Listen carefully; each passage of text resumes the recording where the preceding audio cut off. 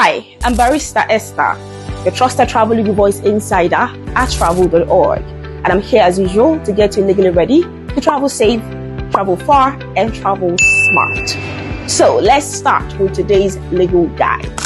We want to look at countries with the highest rejection rate when it comes to visas. We've talked about countries that have free visa requirements. In short, they do not require visas for you to travel to those countries. And there's some other countries that issue visa on arrival. So when you get to their country, you can be issued visas. We've talked about countries that actually have very strict visa requirements for Nigerian citizens. But this time we want to look at generally countries that have the highest rejection rate when it comes to visas. Let's start with the Schengen area. We've talked about countries that are in the Schengen area. These are countries under the European Union, and we have quite a number of them.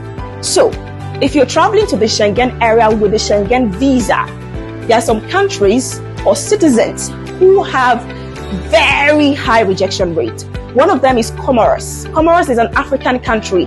In fact, Comoros is the African country which has the highest rejection rate. Now, basically, let me say this. This is just to define your decision when it comes to traveling to some countries. And it's not basically the fact that you would be rejected if you apply for visa to these countries, okay? Or from these countries. Now, we have Comoros with 62% refusal rate. Bangladesh with 54.9% rate. We have Guinea-Bissau with 47% rate. Nigeria with 45.9% rate. You can imagine. Senegal has 46.8% rate. Now, these countries, if you are citizens of these countries and you travel to the Schengen area, these countries have high refusal rate when it comes to visas.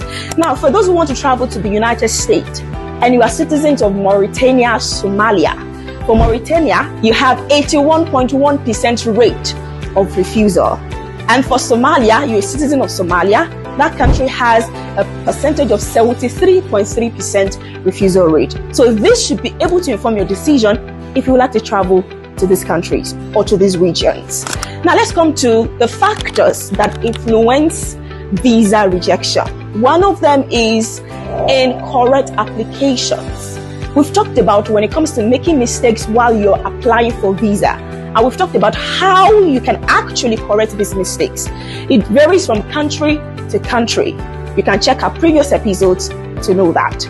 Now, incorrect application would actually lead to visa rejection. Another one is economic instability. From the country you're coming from, if that country has economic instability, it could affect visa rejection. And lastly, stricter policies. So there are some countries that have very strict policies. It could be high demand, immigration demand. It could be due to overstay, high record of overstay in their country. This can also lead to visa rejection. These are very important principles that you need to note when you want to travel to some of these countries. Ignorance of the law excuses no one. Please know that. Follow for more updates at Travelism. I am Barrister Esther.